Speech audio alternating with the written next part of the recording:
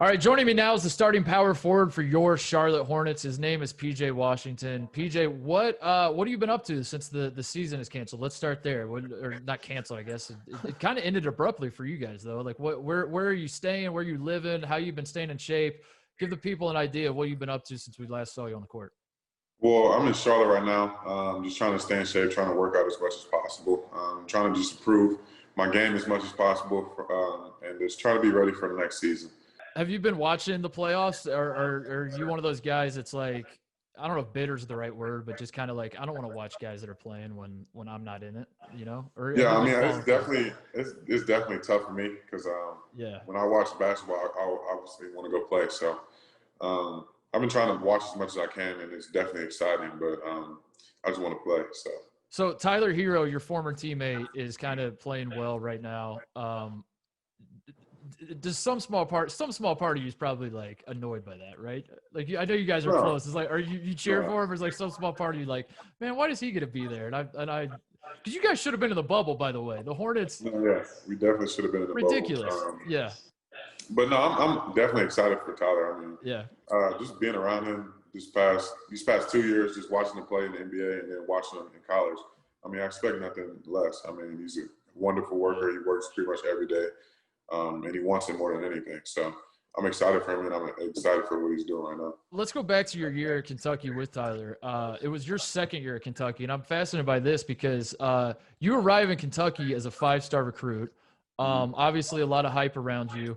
You do an unusual thing and choose to come back to Kentucky when your freshman year, you guys had a super young team. I think it was Kevin Knox. You were in the class with Kevin Knox and Shea Gilgeous-Alexander. So those guys decide to leave.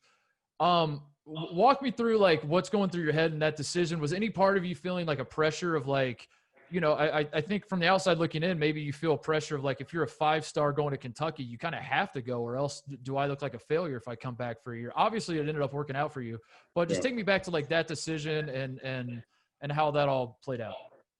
I think for me, the biggest thing was, I mean, I really didn't know what I was going to do. I waited till the last day to make my decision.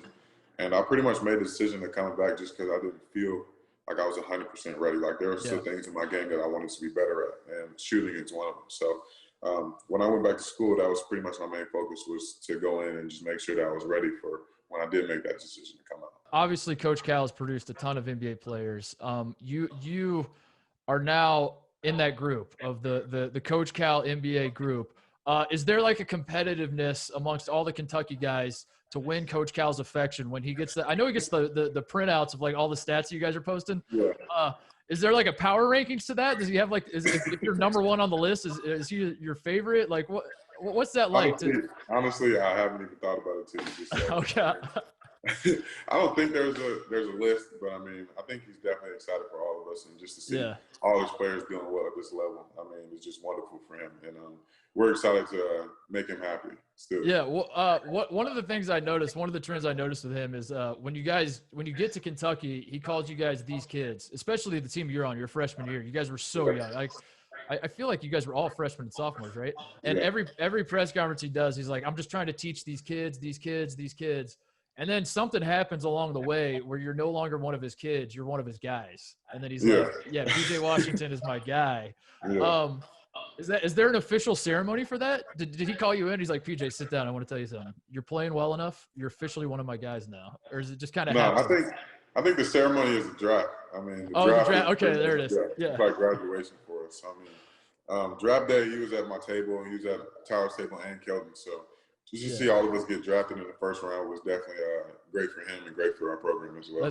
I'm curious, who was the former player that he talked the most about in practice? Like when you weren't playing hard enough and he's yelling at you, he blows the whistle. Is he like, Anthony Davis would have never done this? Was it like Karl Towns? Who was the guy you're like, Coach, I get it. You coach this guy. Like, you don't have to keep telling me about this.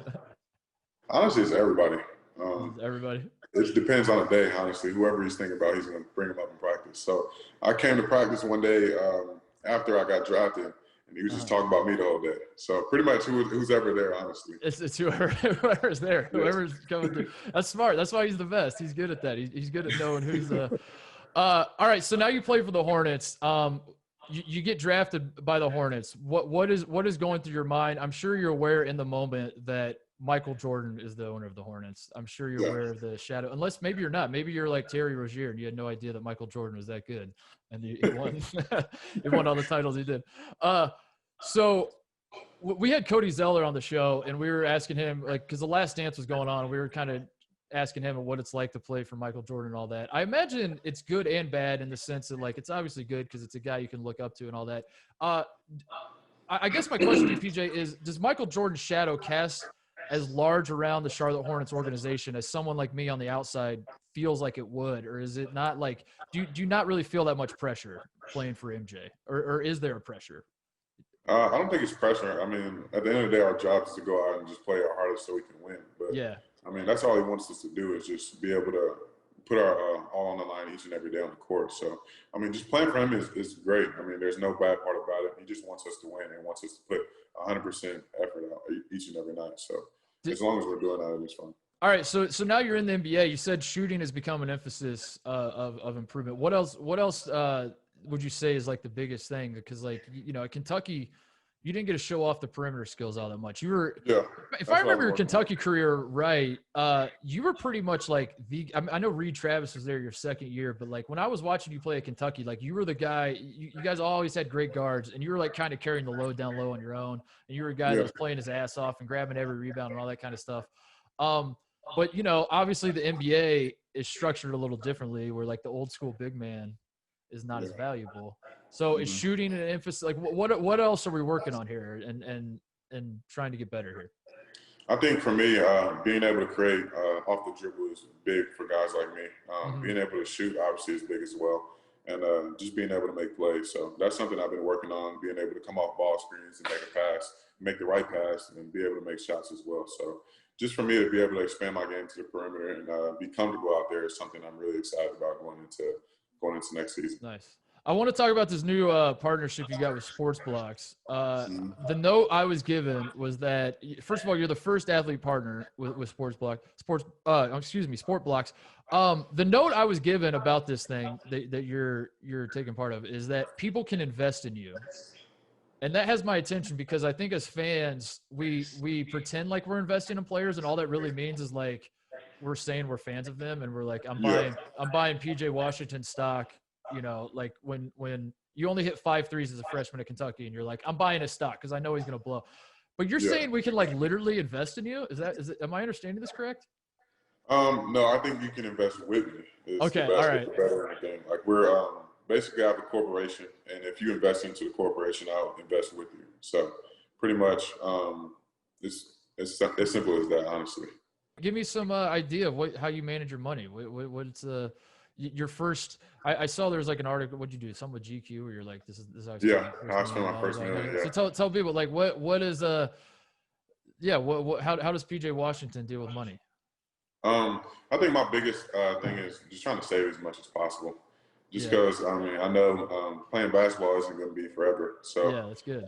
Just throughout this time that I'm in the NBA, just trying to save as much money as possible. So on the back end, when I'm done playing, I can continue to live with the same lifestyle I'm living now. What is the dumbest thing that you've spent money on that, like, you look back and you're like, yeah, I probably got carried away. Maybe I didn't need that. The dumbest thing? Probably, I'd say some cars. Just cars? Yeah. Well, that's not dumb. I mean, you're a young guy. No, I mean, I got 2 cars and I really don't. I mean, I only need one. Honestly. You can only drive one at a time. What do you need 2 for? No, but I mean, you're a young guy. I think every young guy, you know, you give every young guy some money and they're like, yeah, I'm gonna buy some cars. All right, we'll let you go, PJ. Before I do, I got to ask you this because this is one of my favorite things in covering college basketball. I love driving other fan bases crazy with this question when I ask like guys who are as good as you were. What school did you almost go to in recruiting? Because like whatever school you say, they're going to be like, are you kidding me? We almost had PJ Washington. But everybody has like the one school. They're like, you know, I ended up going to Kentucky, but I was considering this. Yeah. So let's drive some fans crazy. Where were you considering going if not Kentucky?